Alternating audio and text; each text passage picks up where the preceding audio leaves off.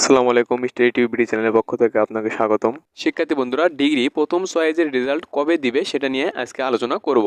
তো আপনারা যারা প্রথম চয়েসে ডিগ্রি প্রথম চয়েসে যারা আবেদন করেছিলেন সেক্ষেত্রে কবে আপনাদের চয়েসের রেজাল্ট প্রকাশ করবে সেটা অনেকের মনে কিন্তু প্রশ্ন জাগতে পারে।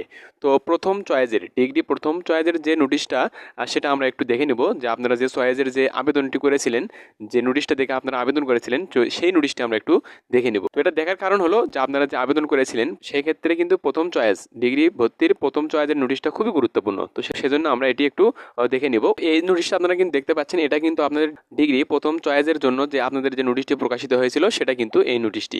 তো অনেকে আবার বলবেন যে এই নোটিশটি কেন ওপেন করা হলো। তো এই নোটিশ কিন্তু আমরা বিস্তারিত না পড়লে কিন্তু আমরা কিছুই বুঝবো না। এটা সম্পর্কে বিস্তারিত জানবো, তাহলে কিন্তু আমরা ধারণা করতে পারি যে কবে আপনাদের ডিগ্রি প্রথম বর্ষের চয়েসের রেজাল্টটি দিতে পারে, অর্থাৎ প্রথম মেধা তালিকা কবে প্রকাশ করবে।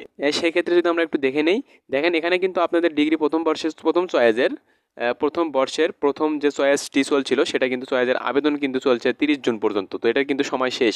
তো সেই ক্ষেত্রে বলতে পারি যে যদি আপনাদের এই প্রথম চয়েসের আবেদন যদি তারা আরও বাড়িয়ে দিতে চায়, তাহলে কিন্তু আপনাদের বাইরে দিলে কিন্তু আপনাদের একটু রেজাল্টটি কিন্তু প্রথম চয়েসের রেজাল্টটি দেরিতে কিন্তু প্রকাশ করবে। সেক্ষেত্রে কিন্তু এই বিষয়ে কোনো আপডেট নাই।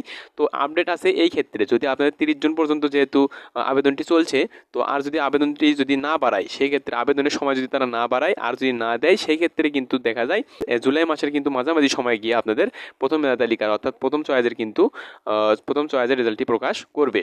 তো এটাই কিন্তু আমার কাছে যে আপডেটটি ছিল। আর যদি দেখা যায় যে অনলাইনে আবার প্রাথমিক আবেদনের ভর্তি আবেদনের যদি এই চয়েসের যদি সময়সীমা বাড়ায়, যে 30 জুন পর্যন্ত দেওয়া ছিল আবার যদি তারা বাড়িয়ে দেয়, সেক্ষেত্রে কিন্তু জুলাই মাসের কিন্তু মাঝামাঝি সময় আর প্রকাশ হবে না। সেক্ষেত্রে আমরা পরবর্তীতে আপডেট জানলে আপনাদের জানিয়ে দেওয়ার চেষ্টা করব। প্রথমে যে আপনারা আবেদন করেছিলেন এই আবেদনের প্রথমে আবেদনের ক্ষেত্রে কিন্তু আপনাদের আবেদনের সময়সীমা ছিল 30 জুন পর্যন্ত, এটা কিন্তু শেষ হয়েছে। তো আপনারা জানেন, তো এ পর্যন্ত যদি আর যদি সময়সীমা না দেয় সেক্ষেত্রে কিন্তু জুলাই মাসের আপনাদের কিন্তু মাঝামাঝি সময়ে গিয়ে অর্থাৎ 15 তারিখের মধ্যে গিয়ে কিন্তু আপনাদের রেজাল্টটি প্রকাশ করবে। আর সেক্ষেত্রে 16 তারিখ থেকে আপনাদের কিন্তু ভর্তি কার্যক্রম শুরু হয়ে যাবে। তো ভর্তি কার্যক্রমের জন্য আপনাদের কি করতে হবে এটাও কিন্তু মনে প্রশ্ন জাগতে পারে। তো সেক্ষেত্রে কি করবেন, আপনারা যে চান্স পাবেন এনইউজি অ্যাডমিশন ওয়েবসাইট রয়েছে, এখানে গিয়ে সুন্দরভাবে লগ ইন করে আপনাদের একটি ফর্ম পূরণ করতে হবে। চান্স পাওয়ার পরে একটি ফর্ম আপনাকে পূরণ করতে হবে। তো ফর্মটি পূরণ করার পরে ফর্মটি আপনার পিডিএফটি আপনার ডাউনলোড করে নিতে হবে। নেওয়ার পরে যে কলেজে আপনি চান্স পেয়েছেন সেখান থেকে একটা নোটিশ প্রকাশিত হবে সেই কলেজ থেকে। তো আপনাকে কী কী ডকুমেন্টস জমা দিতে হবে সেখানে কিন্তু সেই কলেজ কর্তৃক আপনাকে কিন্তু নোটিশে প্রকাশ করবে।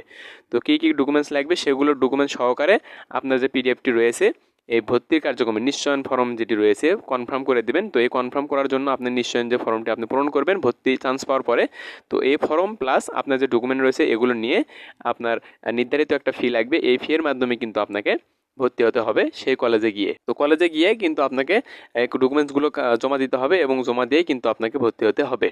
তো আরেকটি যদি আমি দেখে নেই যে প্রথম চয়েসের যে নোটিশ তারা দিয়েছিল এই নোটিশের কিন্তু সর্বশেষ যে ভর্তি কার্যক্রম, এই নোটিশের কিন্তু সর্বশেষ কার্যক্রম কিন্তু 9 তারিখ পর্যন্ত কিন্তু চলবে।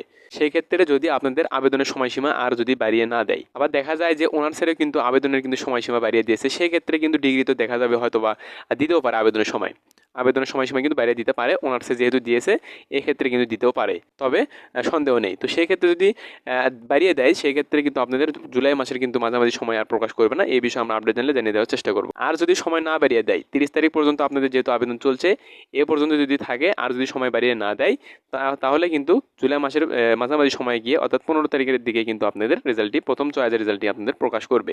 তো প্রথম চয়েসের নোটিশের কিন্তু 9 তারিখ পর্যন্ত আপনাদের এই কার্যক্রমটি চলবে। আপনারা কিন্তু এখানে দেখতে পাচ্ছেন যে কলেজ কর্তৃক যে অনলাইনে নিশ্চয়নকৃত যে আবেদনকারীদের প্রাথমিক ফি এটার কিন্তু কার্যক্রম চলবে 9 তারিখ পর্যন্ত।